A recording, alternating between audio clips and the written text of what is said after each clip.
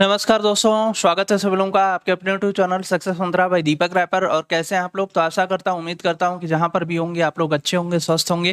तो दोस्तों देखिए, जैसा कि आप जानते हैं, इलाहाबाद हाई कोर्ट आरओ का नोटिफिकेशन इलेक्शन बाद आने वाला है। और आप जानते हैं कि इस एग्जामिनेशन में दोस्तों बहुत ज़्यादा समय प्रिपरेशन के लिए आपको नहीं मिलता है। इसका जो काम होता है बहुत तीव्र गति से होता है, तो इसकी पढ़ाई लिखाई और प्रैक्टिस अगर पहले से नहीं की जाए, अगर आप इसका एग्जाम देना चाहते हैं, इसमें बैठना चाहते हैं और टाइपिंग आप स्टार्ट कर दिए हैं, सीख रहे हैं, तो दोस्तों आपको रिटन एग्जाम पे भी बहुत बेहतरीन तरीके से फोकस करना पड़ेगा। तभी दोस्तों इस एग्जामिनेशन में आप बढ़िया मार्क्स अर्जित कर पाएंगे और इसको क्रैक करने की पॉसिबिलिटी बनेगी। क्योंकि आप जानते हैं कि 2021 से सिलेबस में बहुत बड़ा परिवर्तन हुआ है।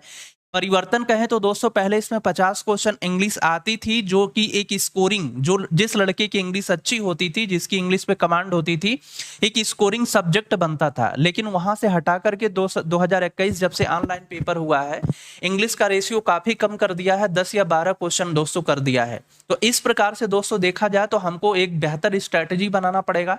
उन्हीं सारी चीजों के बारे में हम बातचीत करने के लिए ये वीडियो दोस्तों बना रहे हैं। और आप लोगों का हमें विचार चाहिए, आप लोगों का कमेंट चाहिए, तभी दोस्तों कुछ पॉसिबल हो पाएगा। हम लोग क्लासेस यहाँ से स्टार्ट कर पाएंगे। एक बहुत ही बेहतरीन स्ट्रेटेजी मैं आपको बताने जा रहा हूँ, और अगर उसको आप फॉलो करते हैं तो जरूर इससे आपको बेनिफिट होगा। दोस्त, मैं यह तो नहीं कहूंगा कि मैं आपको 100% सिलेक्शन दिला दूंगा, यह एक अतिशयोक्ति होगी। लेकिन अगर उस स्ट्रेटजी को आप फॉलो करते हैं तो आपको इस संस्थान से, इस प्लेटफॉर्म से, इस क्लास से जरूर लाभ होने वाला है। स्ट्रेटजी क्या है, तो आइए हम लोग दोस्तों बात करते हैं।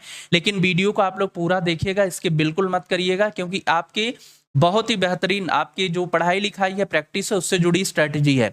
दोस्तों देखिए, इलाहाबाद हाई कोर्ट आरओ के बारे में पिछली कई बार मतलब वीडियो हमने भी बनाया था, और भी कई जगह आप लोग देखे होंगे कि उसमें कितने क्वेश्चंस आते हैं, कैसे आते हैं, टाइपिंग क्या होती है, कब नोटिफिकेशन आएगा, कितनी सीटें हैं, इस सारी चीजों के बारे में बातचीत हो चुकी है। तो उस बात को रिपीट करना थोड़ा सही नहीं होगा। तो देखिए, यहाँ पे हम लोग सीधे चलते हैं इस पे कि रिटन एग्जाम की स्ट्रैटेजी हमारी क्या होनी चाहिए। क्योंकि कम से कम आपको दोस्तों 80% उसमें गेन करना पड़ेगा। मैं जर्नल की बात कर रहा हूँ, मान लीजिए SC ST और OBC और जो अन्य रिजर्वेशन होता है, उनमें कुछ कट ऑफ कम होती है। लेकिन दोस्त, जर्नल में देखा जाए तो 80% आपको ले आना पड़ेगा। तभी दोस्त आप टाइपिंग में बढ़िया नंबर अर्जित करोगे, तभी इसमें सिलेक्शन पाओगे। क्योंकि इसमें कोई इंटरव्यू नहीं होता, कोई मेंस का पेपर नहीं होता है, और भी दोस्तों कई वजह है। तो इसलिए इसकी जो कट ऑफ होती है काफी हाई जाती है, नेगेटिव मार्किंग भी नहीं होता है।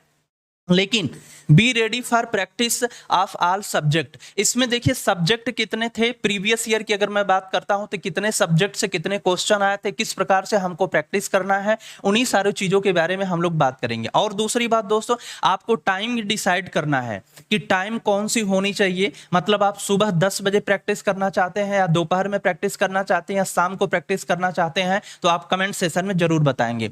देखिए दोस्तों, हम लोग चलते हैं, बात करते हैं प्रीवियस ईयर के क्वेश्चनों के बारे में। थोड़ा सा मैं उस पर समय लूंगा और आपको दिखाऊंगा किस प्रकार से, कहां से कैसे क्वेश्चन आया था। उसी के आधार बनाते हुए हम लोग दोस्तों इसकी तैयारी करेंगे, और बेहतरीन एक आपको स्ट्रेटजी के माध्यम से तैयारी इसकी करवाएंगे, ताकि अधिक से अधिक दोस्त आपकी जो नंबर है इसमें अर्जित हो पाए और इस क्लास से आपको बेनिफिट हो। देखिए दोस्त, अगर हम लोग जैसे सब्जेक्ट की बात करते हैं तो प्रीवियस ईयर में कितने सब्जेक्ट से कितने क्वेश्चन आए थे, 2021 का डेटा मैंने लिया है।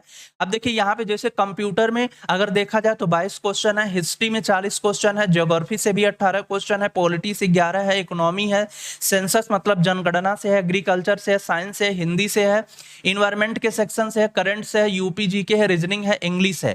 टोटल दोस्तों मिलाया जाए, ऐड किया जाए तो टोटल 200 क्वेश्चन बन रहे हैं। 200 क्वेश्चन होता है, 3 घंटे का समय होता है, नेगेटिव मार्किंग नहीं होती है। और अब दोस्तों देखा जाए तो ओवरऑल हर सब्जेक्ट से क्वेश्चन आ रहा है।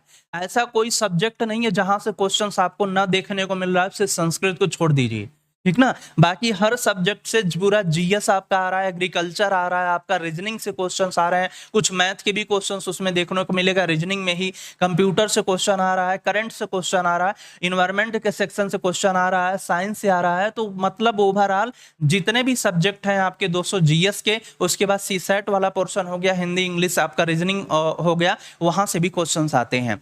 दोस्तों देखिए यहाँ पे क्वेश्चनों की जो संख्या है, अगर देखा जाए तो प्रीवियस ईयर में जो आया है है किस मतलब कि सेक्शन में क्वेश्चनों की संख्या ज्यादा थी। देखिए कंप्यूटर में 222 क्वेश्चन आया था ये प्रीवियस ईयर के पेपर में। फिर उसके बाद देखा जाए तो हिस्ट्री में क्वेश्चनों की संख्या 40 थी आपकी। अगर हम ज्योग्राफी यानी भूगोल की बात करते हैं तो टोटल 18 यहाँ से क्वेश्चन आए थे। और देखिए यहाँ पे साइंस की अगर बात करते हैं तो टोटल 22 क्वेश्चन आया था। उसके बाद अगर हम दोस्तों रीजनिंग की बात करते हैं तो यहाँ से 25 क्वेश्चन आया था। प्रीवियस ईयर पेपर को अगर हम दोस्त मूल्यांकन करते हैं देखते हैं तो हमको ये मिलता है कि यहाँ से 4 या 5 सब्जेक्ट ऐसा है जहां से क्वेश्चनों की संख्या ज्यादा आई है। तो क्या दोस्त इस बात की गारंटी है कि इस बार जो पेपर होगा इन्हीं सब्जेक्ट से क्वेश्चनों की संख्या ज्यादा आने वाली है? क्या दूसरे सब्जेक्ट से नहीं आ सकती है? तो पूरी पूरी आ सकती है। किस सब्जेक्ट से आ सकती है, किस सब्जेक्ट से संभावना कम है, उस पर भी दोस्तों ध्यान से बात को सुनिएगा। देखिए पॉलिटी में संख्या आपकी बढ़ सकती है। पॉलिटी में क्वेश्चन पिछले ईयर 11 आया था लेकिन इस बार यहां पे संख्या बढ़ सकती है, ठीक ना। इकोनॉमी में बहुत ज्यादा संख्या दोस्तों नहीं बढ़ती है। इकोनॉमिक्स से बहुत ज्यादा क्वेश्चन आपसे नहीं पूछा जाएगा, इसलिए यहां से जो क्वेश्चन 6 आपको दिखाई दे रहा है इसी के इर्द गिर्द घूमने वाला, या 2-4 क्वेश्चन ज्यादा हो सकता है या इसी के आसपास रहे। सेंसस जनगणना से भी बहुत ज्यादा क्वेश्चन नहीं देखने को मिलेगा। 2-4 क्वेश्चन, 3 क्वेश्चन है तो 1-2 क्वेश्चन बढ़ जाएगा बहुत ज्यादा अगर होगा तो। एग्रीकल्चर से भी बहुत ज्यादा क्वेश्चन आपको देखने को नहीं मिलेगा क्योंकि ये ऐसे सब्जेक्ट है दोस्तों ने यहां से लगभग इतने ही क्वेश्चन पूछे जाएंगे। यहां की संख्या इतनी नहीं जाने वाली है 22 या 40, ये तो कंफर्म है। सेंसस से बहुत ज्यादा संख्या नहीं जाने वाली है, बहुत जाएगा तो 2-4 क्वेश्चन और बढ़ जाएगा तो मिला के 5-6 क्वेश्चन आ सकता है अगर गया तब। एग्रीकल्चर से भी दोस्त आपका 8-10 ही क्वेश्चन रहने वाला है, बहुत संख्या इसकी भी नहीं देखने को मिलेगी। साइंस से क्वेश्चन 22 आया था और साइंस से पूरी पूरी संभावना है कि क्वेश्चन ज्यादा आएगा, ठीक ना। 2-4 क्वेश्चन ज्यादा भी हो सकता है, 1-2 क्वेश्चन कम भी हो सकता है, लेकिन साइंस से क्वेश्चन आपका रहेगा। ऐसा भी नहीं कि 22 क्वेश्चन आया था तो गिर के 6 क्वेश्चन हो जाएगा, ऐसी पूरी बिल्कुल संभावना नहीं है, ऐसा नहीं होने वाला है। साइंस सेक्टर से क्वेश्चन आपका ज्यादा रहने वाला है। हिंदी से 10 क्वेश्चन आया था, ऐसा भी नहीं होगा कि हिंदी से बढ़ा करके डायरेक्ट 40 करेगा। हिंदी का भी रेशियो इसी के इर्द गिर्द 200 घूमने वाला है। देखिए यहाँ पे इन्वायरमेंट के सेक्शन से 5 क्वेश्चन आया था तो इन्वायरमेंट से भी दोस्त 40 या 50 क्वेश्चन बिल्कुल नहीं आएगा। यहां से भी दोस्त आपका इसी के आसपास क्वेश्चन आपका रन करने वाला है। उसके बाद देखिए करंट से बात करते हैं तो 11 क्वेश्चन रहने वाला है, तो करंट से भी दोस्तों देखिए करंट में बहुत ज्यादा यहां से भी क्वेश्चन हिस्ट्री की तरह या कंप्यूटर की तरह नहीं आएगा, लेकिन 1-2 क्वेश्चन 4 क्वेश्चन यहां से भी बढ़ सकता है और घट भी सकता है, तो मतलब कि 10-15 के रेंज में करंट भी आपका रहने वाला है। यूपी जीके की बात करते हैं तो यहां पे पॉसिबिलिटी है 8 क्वेश्चन पिछली बार आपको शो हो रहा है, तो उम्मीद है कि यहां से कुछ ज्यादा क्वेश्चन आए को देखने को मिल जाए या 8 के आसपास ही रह सकता है। रीजनिंग का देखिए यहाँ पे मेजर पोर्शन है क्योंकि रीजनिंग में कुछ मैथमेटिकल भी क्वेश्चंस आते हैं, तो रीजनिंग का 25 क्वेश्चन आया था और पूरी पूरी संभावना है कि 25 के आसपास रहेगा क्वेश्चन, ठीक है ना। कम यहाँ से ज्यादा नहीं होने वाला है क्वेश्चन और बहुत ज्यादा यहाँ से बढ़ने भी वाला क्वेश्चन नहीं है, तो 20 या 25 के रेंज में दोस्तों इस सब्जेक्ट को भी आप मान के चलिए यहाँ से क्वेश्चन आएगा। इंग्लिश का क्वेश्चन 10 था, जो सबसे बड़ा परिवर्तन हुआ था 2021 में। इससे पहले 250 क्वेश्चन कंप्लीट इंग्लिश का आता था, जिसमें आपका मतलब कि हर जो जितने भी सेंटेंस इंप्रूवमेंट हो गया, फ्रेजल वर्ब हो गया, आपके इडियम फ्रेज हो गया, सेंटेंस जितने भी हो गया, एंटोनिम सिनोनिम्स हो गया, हर सेक्टर से था। लेकिन यहाँ पे परिवर्तन बहुत एकाएक परिवर्तन देखने को मिला और लड़कों को बहुत बड़ा झटका दोस्तों लगा था, पढ़ने वाले और पढ़ाने वाले दोनों को झटका लगा था। क्यों? क्योंकि 50 क्वेश्चन आधार बना के जो लड़का मेहनत किया था दिन रात, 50 क्वेश्चन आधार बना के 2 टीचर दोस्त पढ़ाया था, बताइए अगर अचानक वो क्वेश्चन 10 आ गया बिना बताए,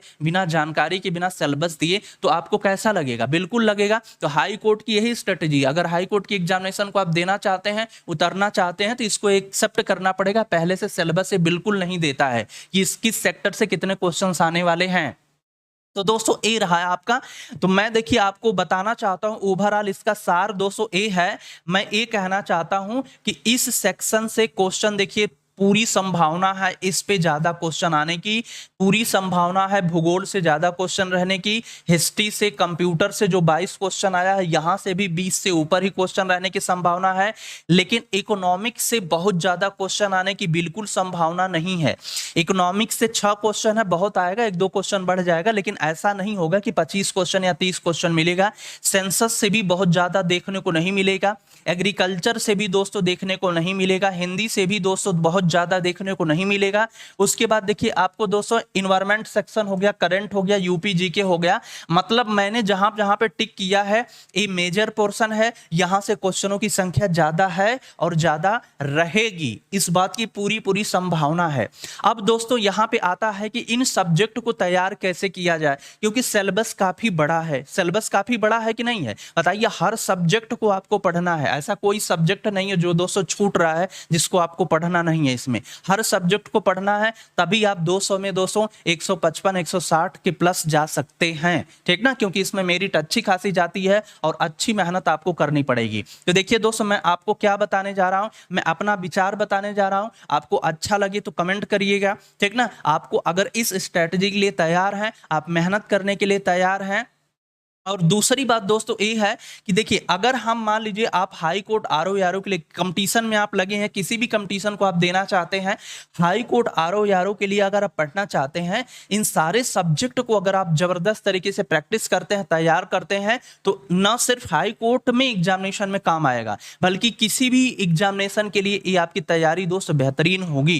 क्योंकि यूपी पीएससी जो लोक सेवा आयोग है, वहां से भी दोस्तों सारे सब्जेक्ट जो है आपके आरओ हो गया, चाहे पीसीएस हो गया, उसके एग्जामिनेशन में देखने को मिलता है। अदर वनडे एग्जामिनेशन के लिए बेनिफिशियल होगा, ठीक ना। अब उसके बाद देखिए, हम लोग बात करते हैं दोस्तों कि इसकी स्ट्रेटजी क्या है, क्या आप बताना चाहते हैं, कैसे इसमें दोस्तों पढ़ा जाए, कैसे इसमें मेहनत किया जाए, ताकि हम लोग अच्छी स्थिति में आ पाए। देखिए, मैं तो बिल्कुल दोस्त आपसे नहीं कहूंगा कि हम देखिए कोई भी किसी को 100% सिलेक्शन दिलाता है। ये अपने कैपेसिटी, अपने स्टेमिना, अपने रेगुलरिटी, अपने नियमितता के ऊपर डिपेंड करता है कि आप कितने दोस्त रेगुलर हैं, कितने अच्छी तरह से आप प्रैक्टिस कर रहे हैं, पढ़ाई कर रहे हैं, ठीक ना, कितनी आपके अंदर डिसिप्लिन है, ये सारी चीज डिपेंड करती है। तो अब देखिए यहाँ पे दोस्त एक जबरदस्त यहाँ पे आपकी प्लानिंग हो गई और यहाँ पे स्टार्ट होने जा रही है चीज। मतलब do you need practice classes, practice class of all subject. क्या आपको हर सब्जेक्ट की मतलब प्रैक्टिस क्लास की आवश्यकता है?